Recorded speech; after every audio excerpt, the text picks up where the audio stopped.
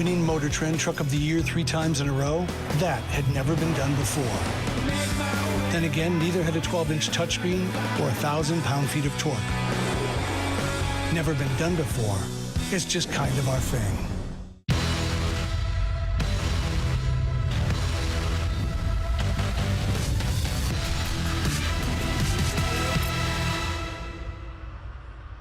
Flames TV live at the Intermission, brought to you by Ram Truck, winner of the Motor Trend Truck of the Year award for the 3rd year in a row. Alanna Nolan alongside Matt Stajan, coming at you from the Scotiabank Saddle Dome for round 8 of the Ottawa Senators and the Calgary Flames. Now, before we get to the first period highlights, there was a very special pregame ceremony to commemorate Milan Lucic's 1,000th career game. Matt, you've had one of these ceremonies yourselves. What do you think was going through Milan's mind as they were presenting these gifts to him? It's very emotional, and you know, I'm so glad his family got to be on the ice.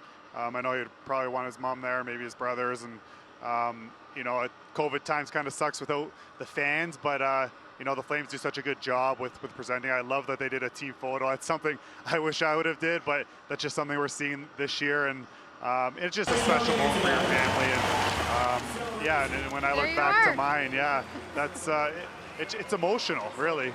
And I was lucky enough, I was able to fly in, you know, my parents, my sister, my closest friends, and celebrate the moment. And obviously the fans make it special. So unfortunate times for Lucic family with that, but at the end of the day, it's a memory they'll forever have. It's an amazing accomplishment, and you know, something they'll always look back on when he's done. Yeah. And he's also lucky enough he has a Stanley Cup, so this is probably second to that. But you know, it's a family award. I look at it as a family award because, you know, your wife and your kids, and you know, they put so much into it, into you being able to do the day-to-day of what goes into an NHL career, and without the supporting crew that you have, whether it's your parents and then your wife comes in and your family, you can't do what you do, and they're a big part of everything, every hockey player, and especially guys who play for a long, long time. Yeah, I thought it was a nice touch too that the kids all got a miniature silver stick.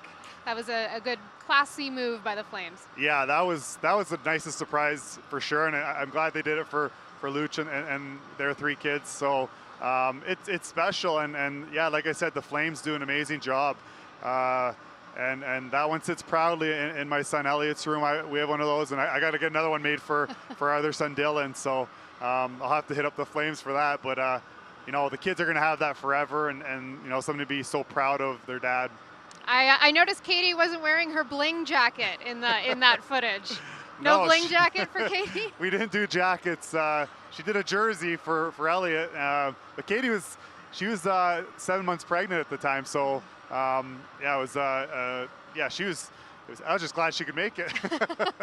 We saw on that footage that stick looks pretty heavy. So how do you describe that silver stick?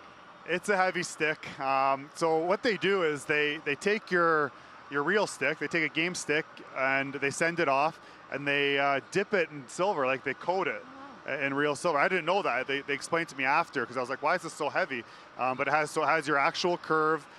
They try and get the graphics of the way your stick would be made up, whether you put, like I put initials on the knob of my stick on the tape for my family, and just, you know, sentimental things, and that's what the stick's like. So it's actually pretty crazy how heavy it is. Well, our captain had a little bit of a chirp for you today after morning skate media availability. Let's see what Mark Giordano had to say about Stajan's silver. Just one more for me, Milan. I don't often ask about home decorating, but where does a guy put a silver stick when he brings one home from the lake? Stage uses his in men's league. Yeah, no, I got I got a place where I keep a bunch of memorabilia and all that type of stuff. So, yeah, I don't know. I gotta find a new spot for that. It's not one of those things that you can just like hang up on the wall yourself, because it's pretty heavy. I've felt a few, but. No, I'm sure I'll find a good spot at my house for it when I take it home tonight. I'm not sure if you could hear the audio on that, but Wes Gilbertson from the Calgary Sun Herald asked, where do you put a silver stick, and Gio says, well, Stajan uses his. So what do you want to say to our captain after that? Well, that was the ongoing chirp because I used such a heavy stick when I played. So they're like, oh, you could just use that. But yeah, that's something Gio's always chirped my stick through the years. But, just to echo Milan there, like, I still haven't hung mine on the wall or found. It's a hard thing to hang up. You got to, I have it in a special place, and, and I pull it out maybe once a year when someone wants to see it. But yeah, I got to get around to that as well. We talked about the emotion of a ceremony like this, not having fans in the stands. Do you think that played into, not the lack of emotion, but a different kind of emotion tonight? Yeah, it's, I just think, it's nice to celebrate with a full stadium. Like, it's nice to celebrate a goal in a full stadium. So a monumental, moment for your family would be nice. But this is the times we're in. We saw a team win the Stanley Cup without fans last year in Tampa Bay with the situation. So it's a memory. I think they got a nice team picture. You got the family picture with your family. And for the emotional part, it would have been nice. But honestly, with what the memories you have and the pictures you take, they get a nice family picture holding the stick on the ice. It's not going to be much different than the picture I have hanging up with the moment. So you take it for what it is. Unfortunate, but that's the times we're in. Right. Let's get to the first period highlights. What did you think of the Flames start tonight and their energy coming right out of the gate? Yeah, usually after ceremonies, it's a little bit sloppy, and we saw that, a little bit with the Flames game and Ottawa. But they took advantage of a turnover and some sloppy play here by the Flames, and it's a good finish. Great play by Brady Tkachuk there.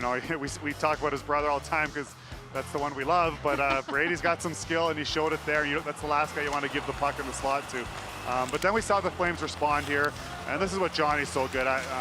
You see here, he gets the middle of the ice, and just a nice dish to Lindholm. You can see they have that chemistry going right now, and it's a nice pickup. And credit Lindholm for staying on this puck. He didn't skate by the net. He stopped and found it sitting between Murray's pads there. So it's a nice response goal. The Flames had some good shifts in the Ottawa end.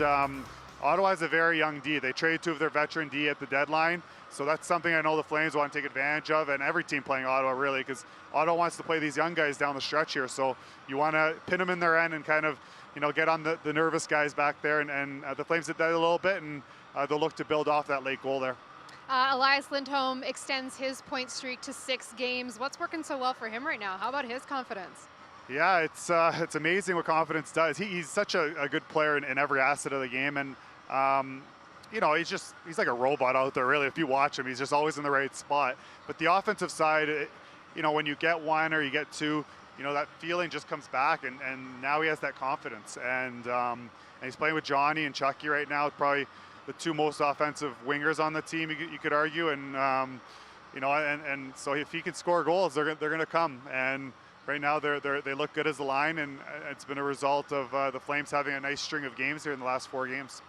We haven't had a chance to talk to you since the trade deadline, so maybe some of your thoughts on the moves that the Flames made with Sam Bennett and David Rittich. Yeah, I think we knew things were going to happen.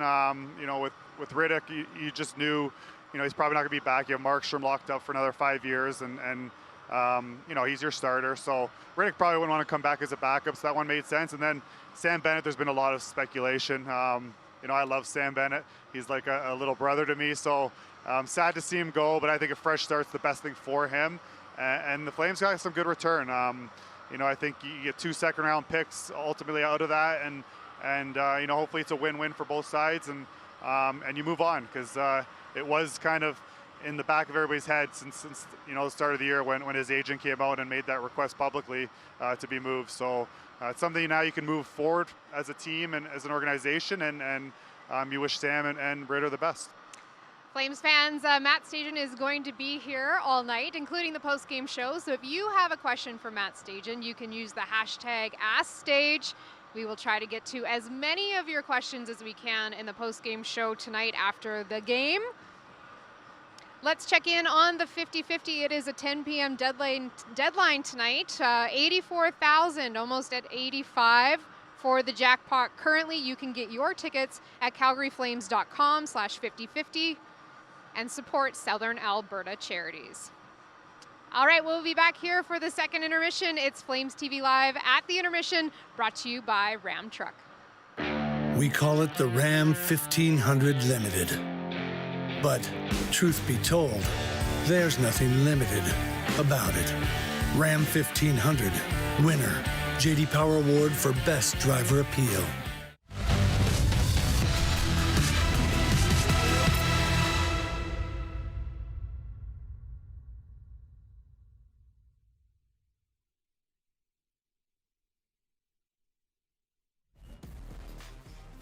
Ladies and gentlemen, while in Scotiabank Saddledome, we ask you to please continue to adhere to the guidelines